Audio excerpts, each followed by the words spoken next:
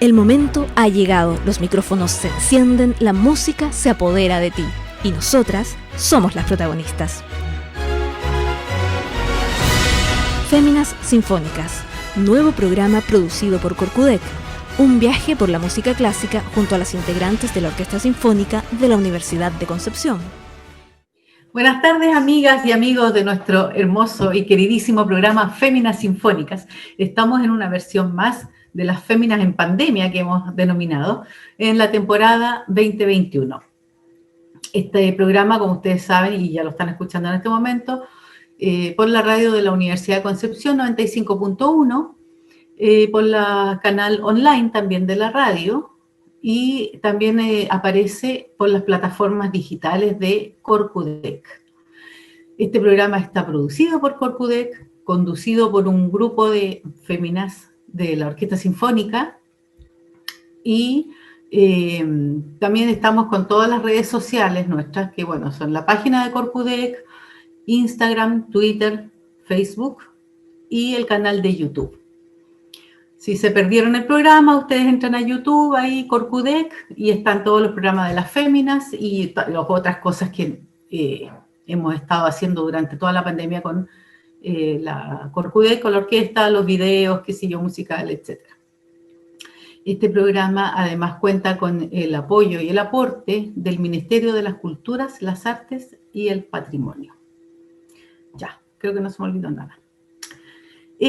Entonces, vamos a presentar ahora, primero las panelistas del programa de hoy, Dina Meri y Jimena Águila.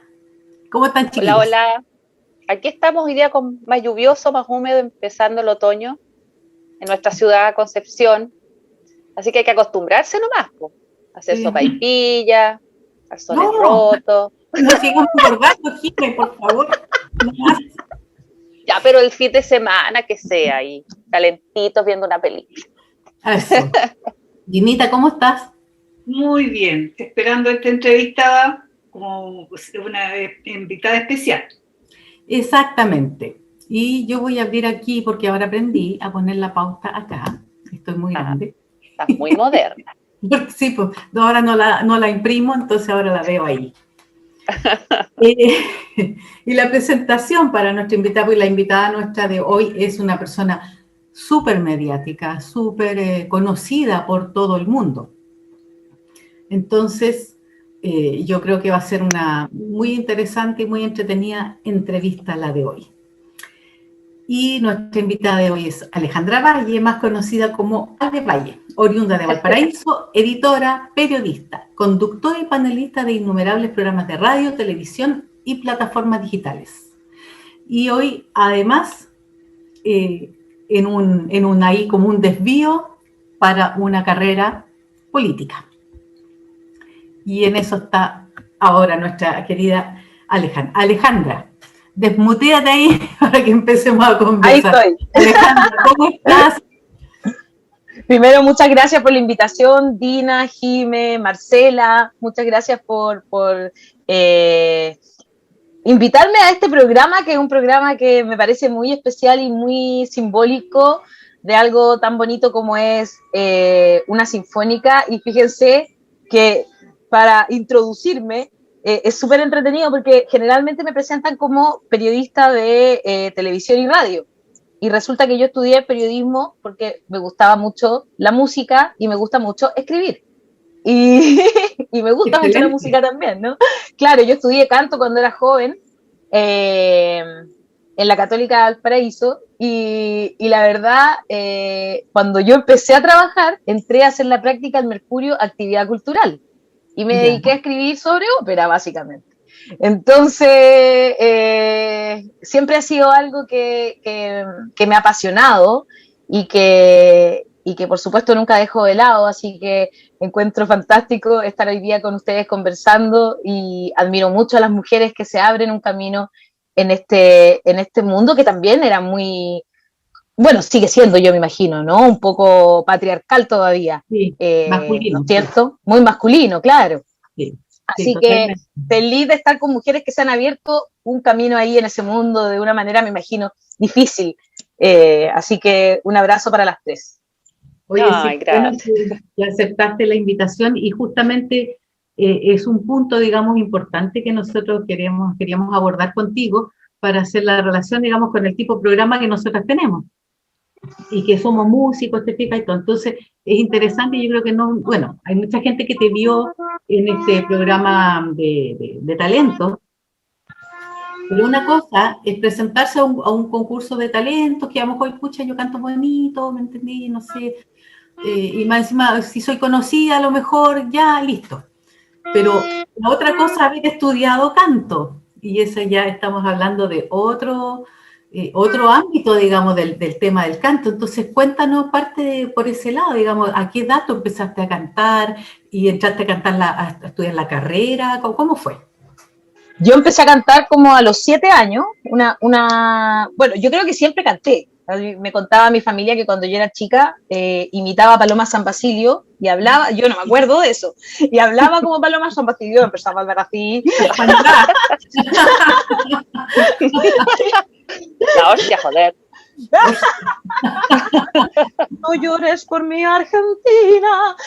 Tenía como 6 años y andaba haciendo esas cosas, no sé qué me dio. A mi papá le gustaba mucho la música clásica. Y yo me acuerdo ser muy chica y, claro, escuchar a Michael Jackson y escuchar a Mozart más o menos por igual. Y lo pasaba bien y me entretenía. Y como a los 7 años estaba como en segundo básico cuando una profesora de música, que se llama Julia Cid, a quien le tengo un gran cariño, le dijo a mi mamá: oye, ¿sabes qué? Tu hija es afinada y se aprende las letras de las canciones. Y eso es súper bueno. Yo te quiero preguntar si tú la apoyarías en esto para que ella, no sé, entre al coro, eh, empiece a cantar en los festivales del colegio, etcétera. Y mi mamá dijo, sí, claro, feliz de que si es lo que le gusta, démosle que cante, no sé, mi mamá es re buena onda en ese sentido. Yo tengo papás que son súper apoyadores, así como, vamos, para adelante, ¿no? Entonces empecé a cantar a esa edad y siempre en el colegio era como, claro, me usaban como, era como, oye, tenemos unos bailes y tienen que cambiarse de ropa entre medio. ¿Podéis cantarte así como, y como era la escuela italiana, había mucha cultura del bel canto, pues entonces, y de repente era como también, o las canciones como italianas, napoletanas, ¿no es cierto? Lo Sole Mio, Torna Sorrento, etcétera. Entonces, ya ahí como, que la Ale se cante un par de canciones ahí entre medio, ya, y partía yo a cantar. Y en mi colegio había mucha tradición de eso también. De hecho, el aula magna se llama Giuseppe Verdi. Entonces, claro, nosotros cantábamos Va Pensiero en el coro, era bien profesional el asunto. En Valparaíso, ¿no? En Valparaíso, claro. Y yo, como a los 14, también, bueno, también estaban los congresos ahí, estaban sus hijos, sus hermanas, hermanos, etcétera. De hecho, yo era como en el mismo nivel que la hermana del Pancho Sasso. Entonces le dicen a mi mamá, oye, ¿sabéis qué? Yo creo que la Alejandra tiene talento, bla, bla, bla. ¿Por qué no la metís había acá en Santiago? ¿Por qué no te la llevas a Santiago? Y ahí mi mamá como que paró el cuento y le dijo, no, nunca tanto. Pero sí le dijeron entonces que entre al conservatorio. Y fui a dar las pruebas al conservatorio y tenía 14 años y quedé, porque yo me acuerdo que para mí igual fue heavy, porque habían como 100 personas dando la prueba para entrar, y quedé yo como mezzo soprano. Quedaba una soprano, una mezzo y una contralto. Y quedé yo ahí como mezzo soprano y estudié todo un año completo. Después debo confesar, a mí se me hizo súper difícil porque yo era muy niña igual, no tenía piano en la casa y para estudiar canto hay que tener piano para hacer los solfeos, etcétera, ¿no? Oye, y otra cosa es que el desarrollo, digamos, del instrumento a esa edad está todavía no, digamos. O sea, que antes los cantantes empiezan un poquito más grandes a estudiar. Es súper loco eso, porque yo me di cuenta con el tiempo de eso. Pues claro, tú me lo dices ahora, a mí en ese tiempo yo quería hacerlo todo lo que me pusieran por delante, pues si tenía 14 años. Entonces era como, canto, vamos, inglés, vamos, no sé, era todo junto. Pero después también con el tiempo yo nunca he dejado de cantar. Cuando estaba en la universidad tenía un grupo con el que ganaba plata, cantaba en bares, con eso me mantenía en el fondo.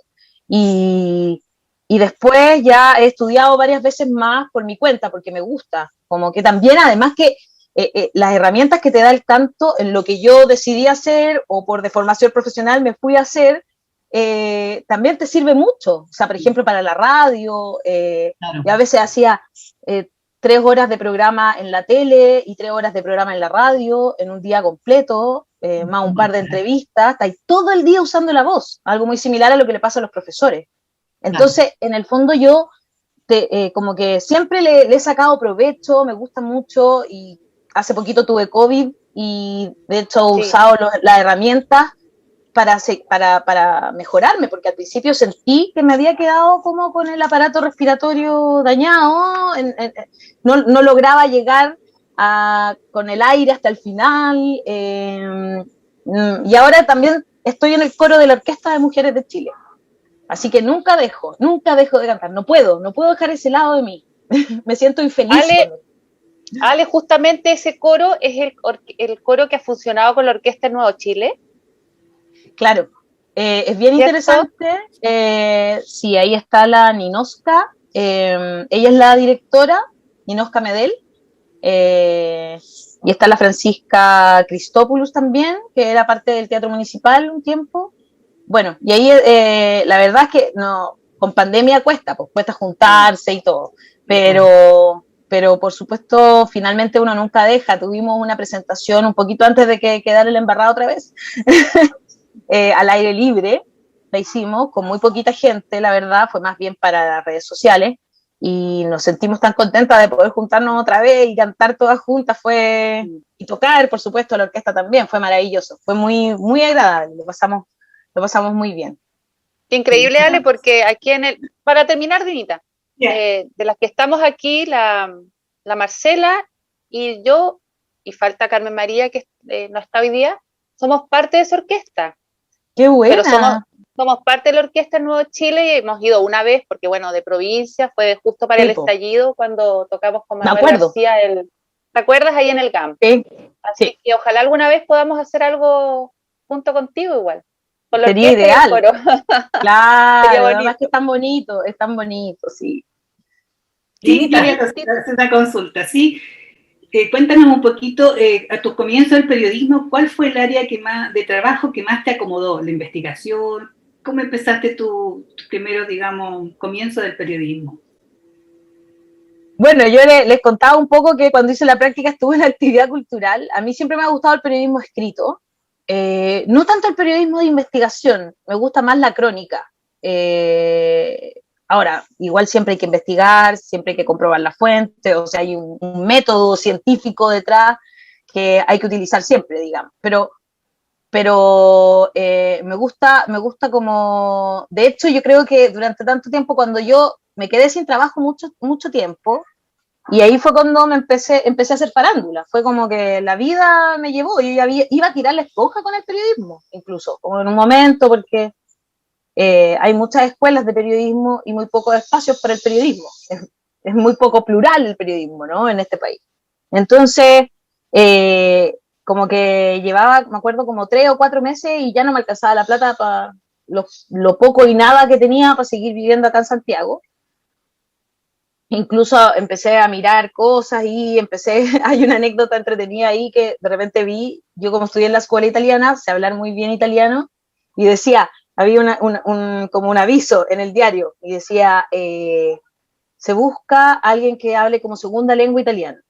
Y yo llamo por teléfono y la entrevista era en italiano, conversamos, pero nunca me dicen de qué se trata. Me dicen como, no sé si tú has escuchado esto de fono tarot, fono amistad, estamos hablando de los años 90, chiquillas todavía.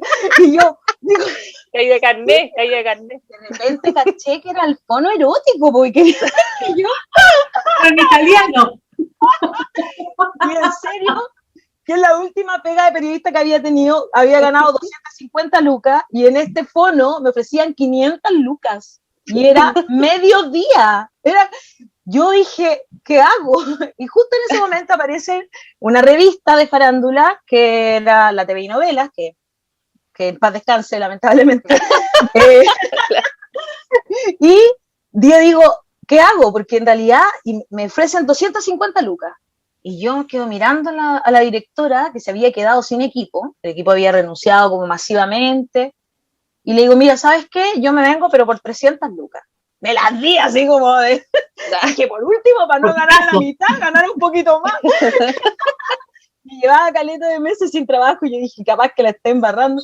Y llega y me dice, sí, démosle. Y me voy por esas 300 lucas, y ahí empecé a meterme en la farándula, y después me llamaron de las últimas noticias, y ahí me quedé 5 años, y yo creo que en parte por eso me gusta tanto la crónica, porque me empecé a dedicar como, ya que la motivación no era tan grande de hablar de la vida privada de las personas famosas, y era muy difícil, porque además en ese tiempo, no sé, pues te decían, ya escribe que Daniela Campos terminó con Iván Zamorano, y estaban en Milán, y tú en Santiago. Y como, Claro.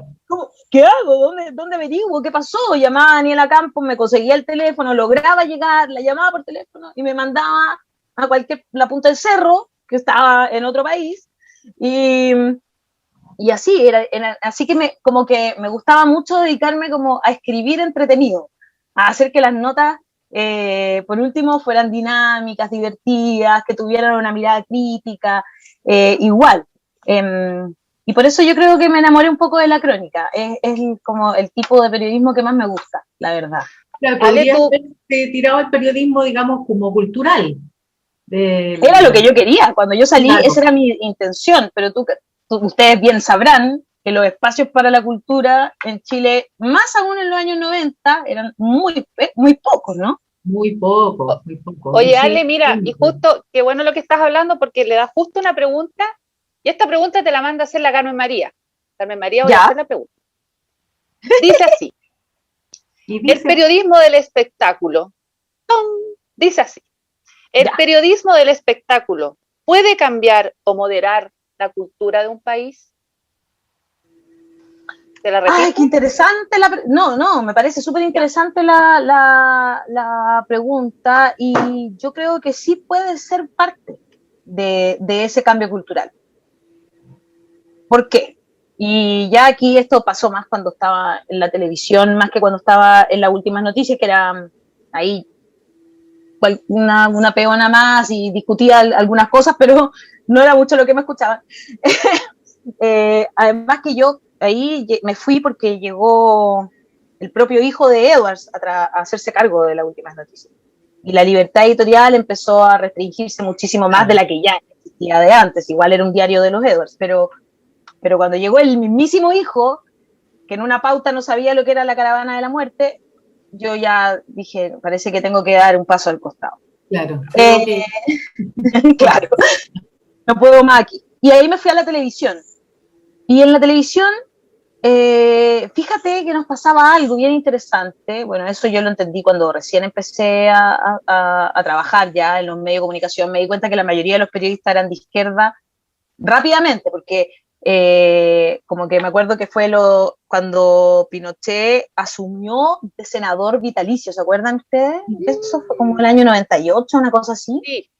Sí, por ahí, sí. Y estaba en el Mercurio y yo dije, chuta, si alguien celebra, ¿qué voy a hacer? ¿Cómo oculto lo que yo estoy sintiendo en este momento? ¿Y qué? Y estaban todos de acuerdo conmigo, y ahí nos pusimos a pelar, y fue como, y ahí catarsis. Dije, era catarsis, claro, y ahí dije, mira, las cosas eran así. Bueno, después, cuando me fui a la televisión, ahí empecé a hacer había un equipo que era bien interesante, estaba Iván Núñez como editor, después también trabajé con Pamela Giles, con Villota, con Jaime Coloma, que gente que viene del mundo de la intelectualidad y la cultura, ¿no? Claro. Y el espectáculo en general, el periodismo de espectáculo, y súper interesante la pregunta, me parece, tiene varias aristas. Primero están las personas de la cultura, la élite cultural, a diferencia de la élite política y la élite económica, es muchísimo más cercana a lo que el pueblo desea, piensa, quiere. Tiene lo que se podría decir, el arte lo que genera empatía con el otro, ¿no? De cierta manera. Sensibilidad. Entonces, la élite cultural no es ajena a eso, y lo que pretende al dedicarse al arte y a la cultura y al espectáculo es sensibilizar, ya sea a través de las letras, ya sea a través de la música, ya sea a través del teatro, la plástica, ¿verdad? Lo vimos con el estallido social, el arte más que todo fue lo que nos llenó el espacio en el corazón cuando veíamos las violaciones a los derechos humanos, por ejemplo. Claro. Sí.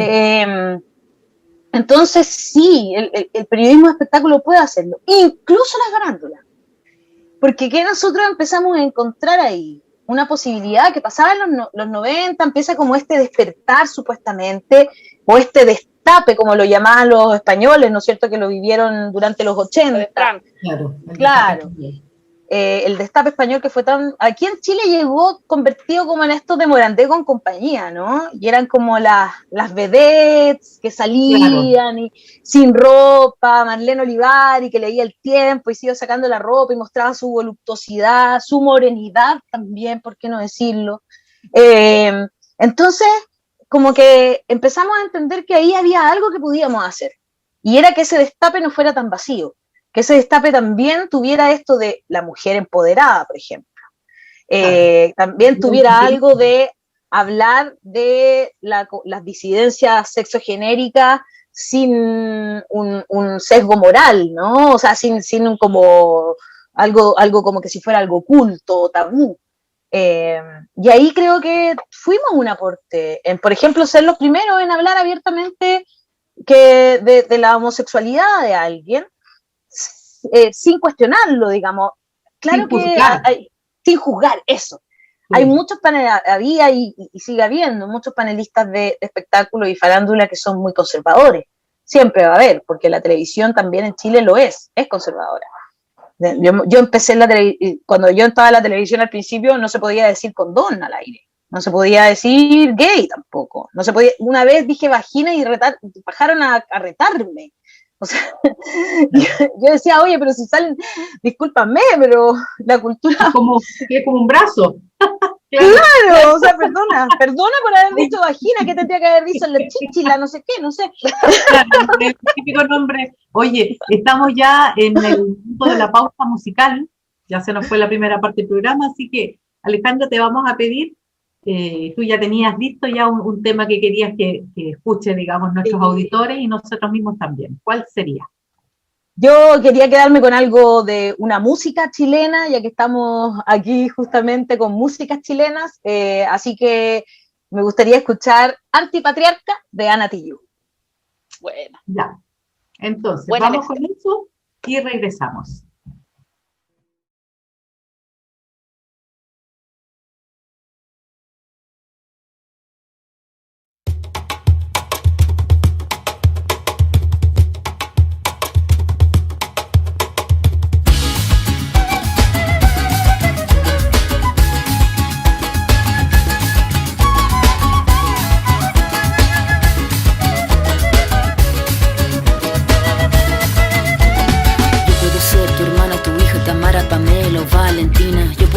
Tu gran amiga, incluso tu compañera de vida. Yo puedo ser tu gran aliada, la que aconseja y la que apaña. Yo puedo ser cualquiera de todas, depende de cómo tú me apodas. Pero no voy a ser la que obedece, porque mi cuerpo me pertenece. Yo decido de mi tiempo, cómo quiero y dónde quiero.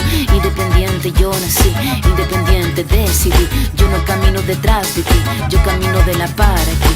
Tú no me vas a humillar, tú no me vas a gritar. Tú no me vas a someter, tú no me vas a golpear, tú no me vas a denigrar, tú no me vas a obligar, tú no me vas a silenciar, tú no me vas a callar. No sumisa ni obediente, mujer fuerte, insurgente, independiente y valiente, romper la cadena de lo indiferente. No pasiva ni oprimida, mujer linda que das vida, emancipada en autonomía, antipatriarca y alegría.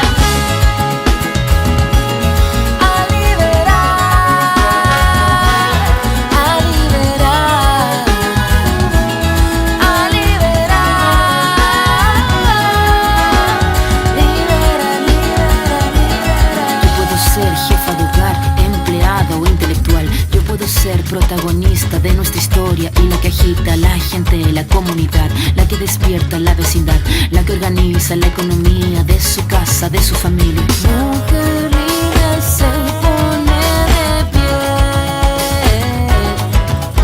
y a romper las cadenas de la piel. Tú no me vas a humillar, tú no me vas a gritar, tú no me vas a someter, tú no me vas a golpear, tú no me vas a denigrar, tú no me vas a obligar, tú no me vas a silenciar, tú no me vas a callar.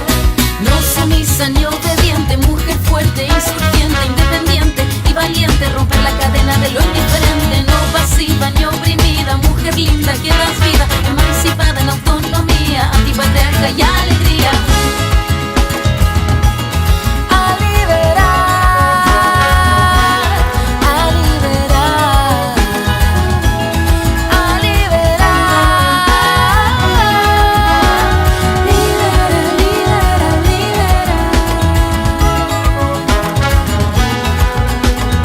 libera, libera,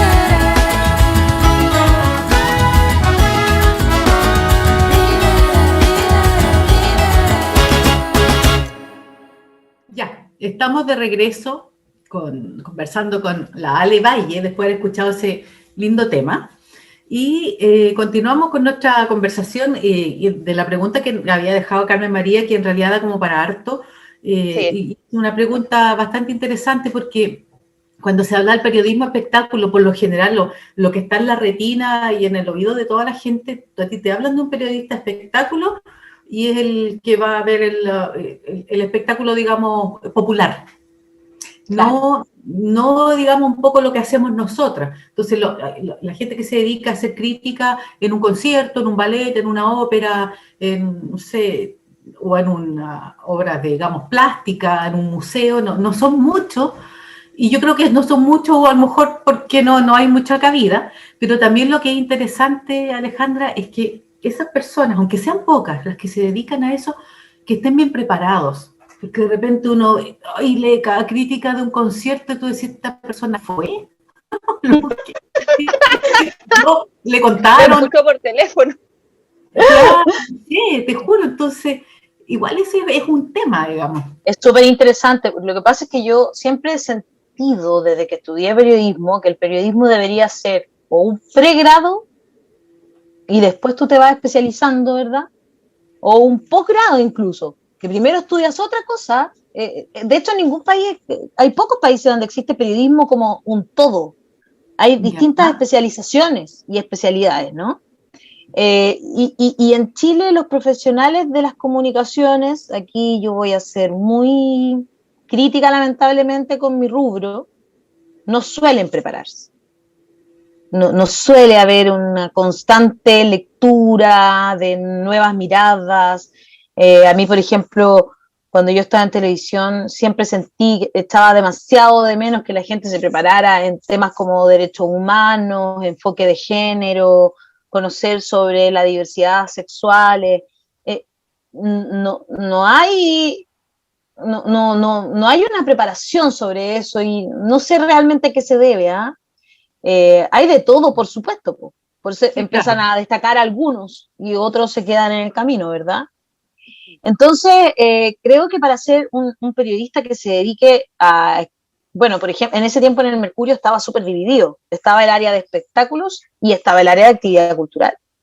Ahora, quienes están en actividad cultural generalmente son personas que son pertenecen a la élite también, porque igual para poder, claro, dedicarte a ver conciertos, a escuchar los conciertos, a saber sobre plástica, ¿verdad? Tienes que tener contactos también. Sabemos, por ejemplo, acá en el Teatro Municipal de Santiago es bien elitista el asunto, ¿no? Quienes están en el directorio son personas que son súper de derecha, que pertenecen a las 3 comunas, aquellas del rechazo, ¿verdad? Es complejo igual, es súper complejo meterse en ese mundo. Sí. Hay mundos del periodismo que son bastante de la élite, tanto como, por ejemplo, para llegar a escribir sobre economía o llegar a escribir sobre, por ejemplo, algunos aspectos de la política. También, por ejemplo, no sé, debe haber un periodista especializado en polo, me imagino que, y ese periodista seguramente va a ser mucho más de la élite que un periodista que se dedica a escribir de fútbol, ¿no? Entonces, claro, entonces es difícil igual, ¿no? En un país donde ya es difícil dedicarse al arte y a la cultura, donde tenemos una ministra de Cultura que sale diciendo que hay que gastar la plata en otras cosas más importantes, o sea, dándole ninguna importancia a algo que es tan importante para que los pueblos aprendan sobre ya lo dijimos, pero lo repito, ¿no? Sobre empatía, sobre sensibilidad, sobre tantas cosas, como que realmente que al final son muy pocos los que acceden a eso. Y yo, por ejemplo, sentía que tenía la capacidad porque ya había estudiado, tenía como una preparación anterior incluso, que de haber, antes de estudiar periodismo. Entonces, por eso también creí que era posible, pero era bien difícil, aunque me saqué un 7 en la práctica. En el Mercurio me ofrecieron quedarme pero me cambiaban algo que no me interesaba estar, porque estar en actividad cultural era súper difícil. La entrevista que te hacían era dificilísima y era solo un cupo. Y me acuerdo que había mucho como también conflicto entre espectáculo y cultura. Era como que en un momento yo me habían invitado a un festival en Algarrobo, que era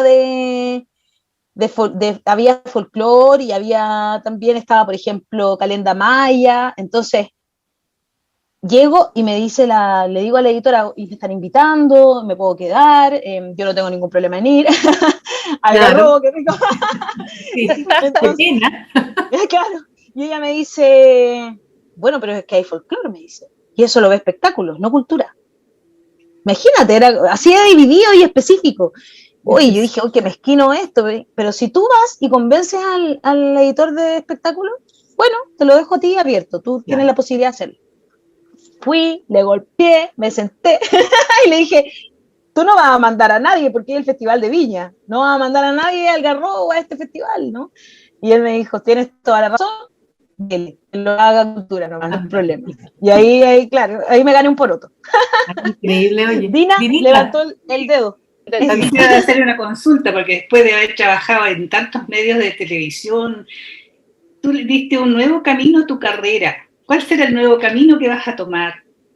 Supimos por Qué buena pregunta, Dina. Sí, siempre yo creo que en la vida uno tiene planes, pero yo también creo que uno tiene que ser lo suficientemente dúctil para ir acomodándose a las oportunidades que se le van abriendo. Hay que buscarlas, pero también hay que acomodarse a lo que sucede, ¿no? Y eso es lo que nos hace fuertes y grandes a los seres humanos en general, a la humanidad, ¿no?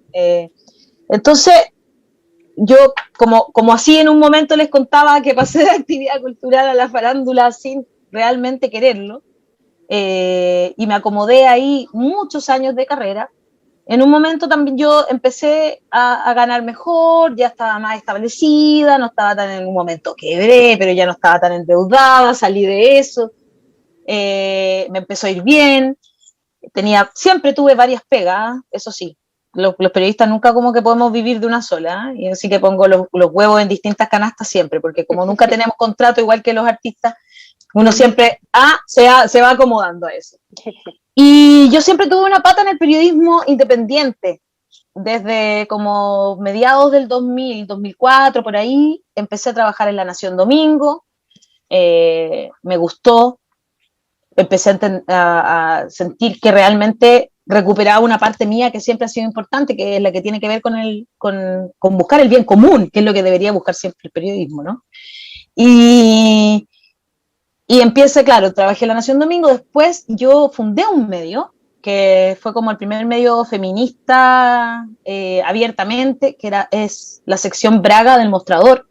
Mira. Eso yo lo fundé con 2 amigas, fue muy maravilloso, llevábamos nada, así una semana y nos empezaron a escribir científicas, música, pero personas de todos los ámbitos de la cultura para decirnos que gracias, que por fin había un medio donde las mujeres podían sobresalir, o sea, ¿Por qué? Porque además los medios de comunicación en general, si bien el periodismo es una cosa súper de hombres y mujeres, en la universidad generalmente los cursos son como mitad y mitad, no hay mucha diferencia, pero por supuesto, como en todo, para llegar a los puestos directivos, ¿quiénes llegan? Los hombres. Los hombres. Típico. ¿Quiénes escriben las columnas? Los hombres. Los hombres. ¿Quiénes aparecen en las portadas de los diarios y las revistas? Cuando habían revistas, los hombres. Entonces, la diferencia era enorme, la diferencia era gigante, Dina. O sea, de verdad que, no sé, 80-20. Y las mujeres siempre excepcionalmente. Después de que, de hecho yo pensaba siempre, después que Michelle Bachelet deje de ser presidenta, ¿qué va a pasar? Porque me acuerdo que salió ese estudio de las portadas, salió cuando Michelle Bachelet era presidenta. Entonces imagínate, no sé, el 10% de las portadas o el 50% de las que habían aparecido mujeres eran Michelle Bachelet. Y las críticas a Michelle Bachelet, ¿no? Entonces empecé siempre a tener esa pata ahí en el periodismo independiente. Estuve como 1 año y medio en Braga, 2 años, diría yo. Después el Mostrador nos ofreció comprarnos Braga, y por algunas diferencias editoriales decidimos vender. Y yo agarré esa misma plata y la puse en otro medio independiente, que es El Desconcierto. Entonces, cuando me echaron de la tele por decir que los pacos eran cerdos y ladrones, aunque hayan hecho el fraude más grande de la historia de nuestro país, 35.000 millones de pesos, fue muy terrible y me echaron justo antes del estallido social. Y yo entonces dije, bueno, no tenía trabajo, me morí de miedo, ¿qué quieren que les diga? O sea, se me abrió la tierra y yo me caí adentro y yo no había salido durante... Familia, hijos, por supuesto. Universidad, colegio, dividendo. Por todo lo que hay detrás de cualquier persona, digamos, que tiene familia. Yo, por suerte, creo que no me había dado cuenta de que yo había sido los últimos años bastante más ahorrativa de lo que yo pensaba. No, eso como que me di cuenta después. Tenía algunas plata a las que echar mano y terminó siendo menos terrible de lo que yo pensaba. Pero yo no soy para quedarme en la casa, yo me muero siendo dueña de casa. Mi marido fue dueño de casa 4 años, los 2 primeros lo pasó súper bien. Después quiso ya volver a trabajar. Pero yo, no, a mí no me gusta nada. Lo mismo. Nada. Lo mismo, porque los hombres que se hacen cargo de la casa es como una gracia. Sí. O sea, claro, tú tenés que saber hacer todo lo de la casa, porque eres mujer, pero cuando el hombre cocina y lava la loza, es una gracia, o sea... Espectacular, clónalo, claro, tiene un hermano, claro, clónalo. Clonación. No, era el apoderado favorito, imagínate, todos lo adoraban, todo. Sí, pero por supuesto, esto siempre es así, es un plus, ahora, es un plus que tienen. Cuando lo contamos públicamente, igual hay una parte de la sociedad que está muy escondida, pero que existe y que nos criticó, o sea, lo trataron de... Macabeo era lo mismo. Macabeo, por supuesto. Claro. Bueno, yo entonces dije, ¿qué hago ahora? Y vino el estallido, empecé a colaborar, a escribir en El Desconcierto, columnas, qué sé yo, algunas entrevistas, y de repente vino el estallido y ahí yo dije, yo no me puedo quedar de brazos cruzados. O sea, esto es lo más importante que está pasando en este país en cuántos años. Y yo que además salí el mismo 18 de octubre a cacerolear acá muy cerca de mi casa con mi hija, con mi hijo y mi marido, y nos llegaron bombas lacrimógenas, fue terrible, corrimos, llegamos a la casa, prendo la tele y veo a Matías del Río que dice que éramos todos delincuentes. Y ahí, bueno, pero ¿cómo es posible que esto sea lo que se está diciendo en la tele? De verdad, o sea, si nosotros estábamos con una cacerola y nos tiraron una bomba. Literal, o sea, ¿qué es esto? Y empecé y ahí propuse yo salir con el teléfono, con mi teléfono, que me dieran acceso a las redes sociales y yo hacía vivos todos los días. Y eso hice, empecé a salir y a hacer vivo, nada, mostraba lo que pasaba, los cabros cuando estaban haciendo a veces saqueo, yo me metía y me decían, buena, Ale, no sé qué. La papa misma. Claro, yo no les mostraba las caras, eso sí, obviamente, cuidaba todo eso, pero era como divertido, qué sé yo, vi cosas la gente, las discusiones que eso nunca nadie lo mostró, por ejemplo, las discusiones que se daban cuando había un saqueo en una farmacia, por poner un ejemplo, y la gente decía, oye, pero no hagan esto, porque después se desvirtúa el movimiento, nos van a tratar mal, Sí, claro. y había otro que decía, oye, pero si estos gallos llevan 20 años robándonos, nos cobran, ¿cuánto nos han cobrado por los medicamentos? Y se generaba esa discusión ahí, Claro, era exacto. súper loco.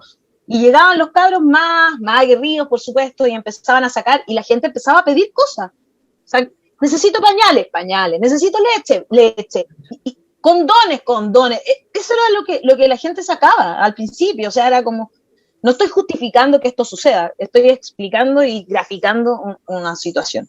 Y de ahí empezamos a hacer el matinal de los que sobran, que en realidad era un capítulo, nos vio 1 millón de personas, y dijimos, aquí hay una necesidad, hay algo que no se está cumpliendo, que el periodismo no está haciendo. La gente salía a las calles con esos carteles que decían la tele miente, y dijimos, hay que hacer algo, pues, y ahí empezamos a hacer el matinal cada vez más, de manera más formal, y hoy día ya somos un medio de comunicación, y yo me siento cómoda, feliz, siento que me reencontré con lo que yo siempre he sido, y con lo que siempre he querido hacer.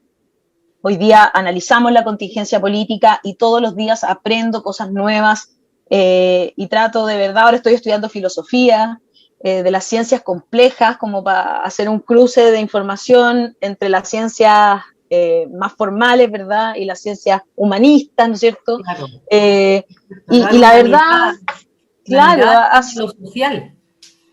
y ha sido de verdad quería, muy gratificante para mí como persona. Eso, bueno, casi como que lo respondiste, pero como para ahondar más, como que sientes que hay, no sé si un antes o un después, pero te sientes más realizada ahora con el mensaje que tú estás entregando a la gente. Bueno, además estás postulando a concejal, estás más cerca de la gente, supe por ahí que te gusta ir a las ollas comunes, estar con el pueblo, conversar con las personas, que es algo que a ti te gusta. Claro, si haces un análisis, uno de repente como que después de los 40, como que ahí se genera un cambio, pues si cuando uno cumple 40 es como, en resumen, es la mitad de tu vida. Entonces tiene que haber una inflexión en algún minuto. ¿Tú sientes que esa inflexión te llegó en este tiempo? Absolutamente, sí. Yo tengo 46 años hoy día. Espero que ya haya pasado la mitad de mi vida, no quiero vivir tanto.